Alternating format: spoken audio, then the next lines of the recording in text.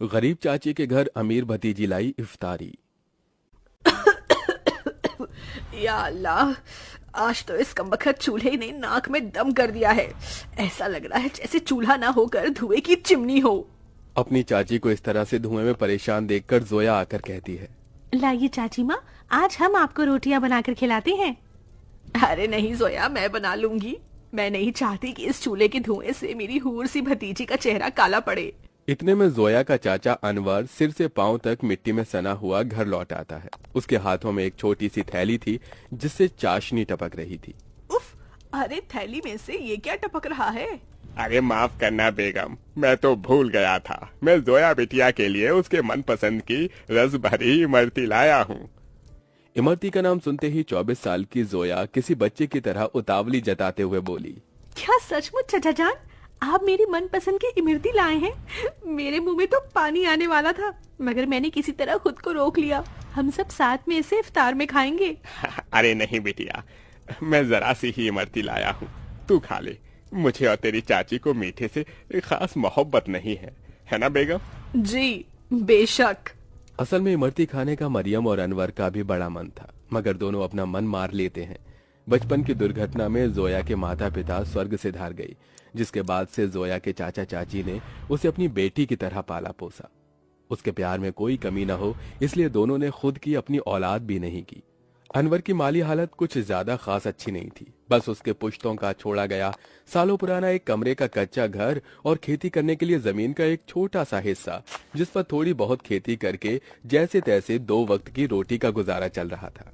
या खुदा, कढ़ाई में जरा सी सब्जी है। खैर, नमक प्याज रोटी से ही इफ्तार कर लेंगे। सब्जी सोया को दे देती हूँ। मरियम 3 थाली लगा ले आती है। अरे ये क्या, चाची माँ मेरी थाली में सब्जी, आप दोनों क्या खाएंगे?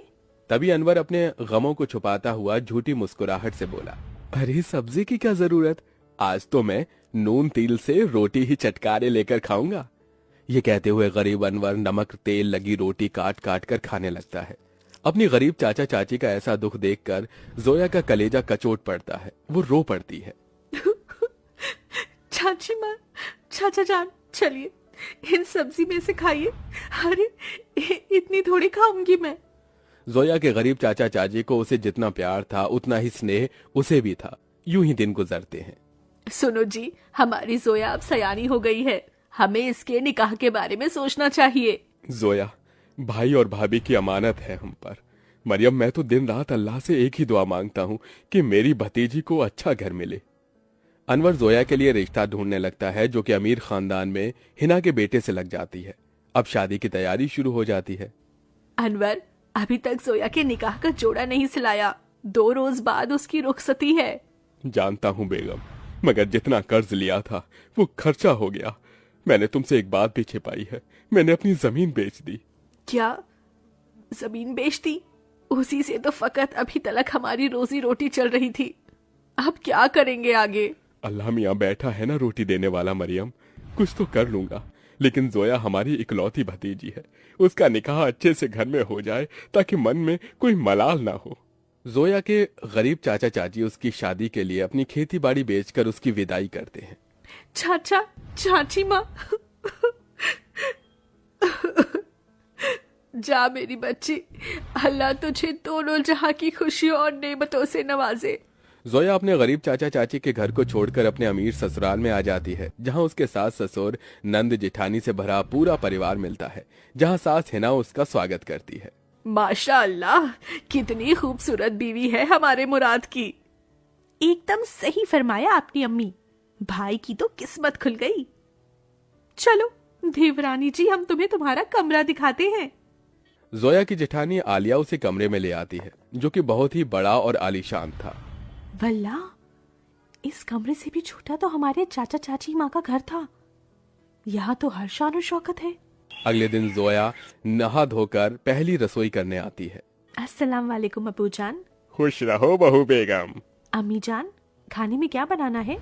अरे बहू, तुम क्यों खाना बनाओगी? उसके लिए नौकर चाकर है ना, मगर हम सभी तुम्हारे हाथों का शाही टुकड़ा खाना चाहेंगे। जी अच्छा।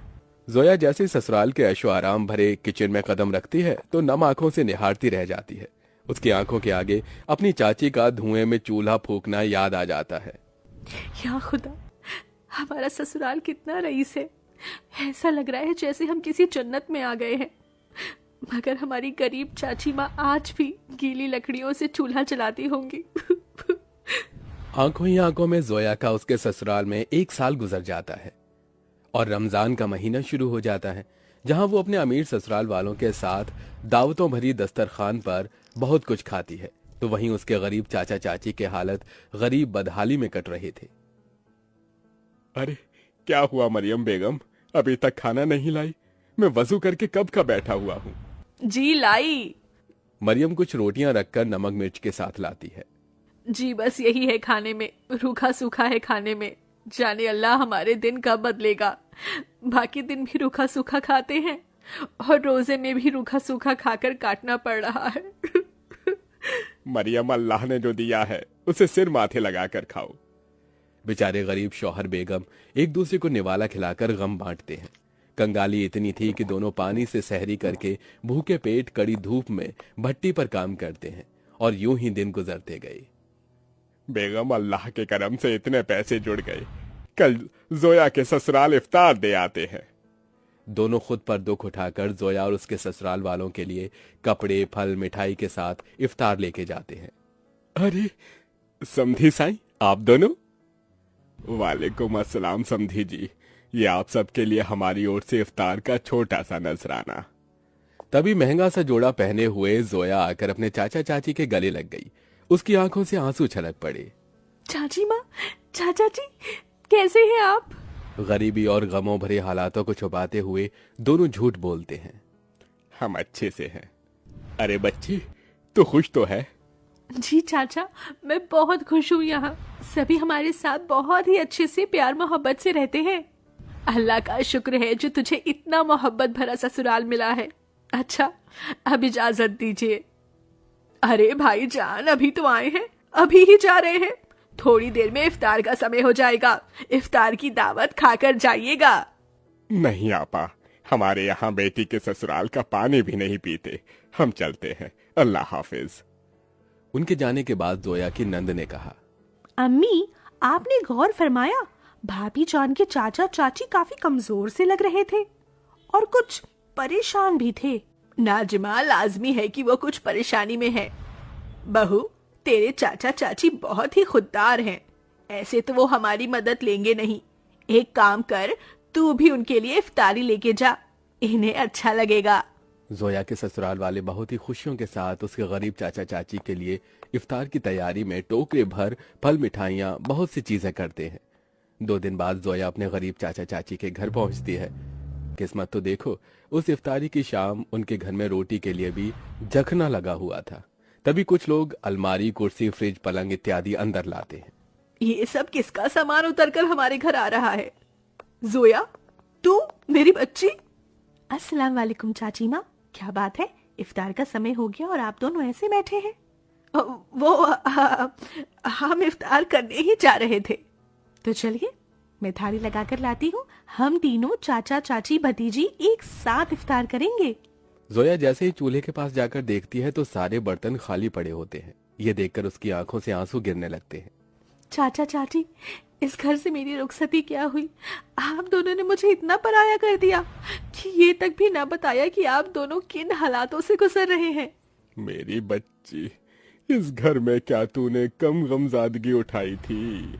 चाचा चाची माँ, आप दोनों ने भी तो मेरे लिए कितनी कुर्बानी दी, कितनी मेहनत मशक्कत की और मुझे शहजादी जैसा पाला पोसा। अब मेरी बारी है। इसके बाद जोया खुद अपने हाथों से इफ्तार में बहुत कुछ बनाती है। इफ्तार की दावत देखकर उसके चाचा चाची पेट भरकर खाते हैं। आज एक अरसे बाद ऐसी इफ्तारी नसीब हुई है, वरना तो सालों से गरीबी में रूखे सूखे से रमजान के रोजे कट रहे थे। मैं यहाँ आप दोनों को सिर्फ इफ्तार देने नहीं आई, बल्कि ईद पर आपको मेरे यहाँ आना है और ये अम्मी अब्बू का हुक्म है। हम आएंगे बिटिया, जरूर आएंगे। जोया के गरीब चाचा चाची ईद के दिन उसके घर आते हैं, जहां उनका खूब स्वागत होता है और सभी साथ मिलजुल कर ईद मनाते हैं।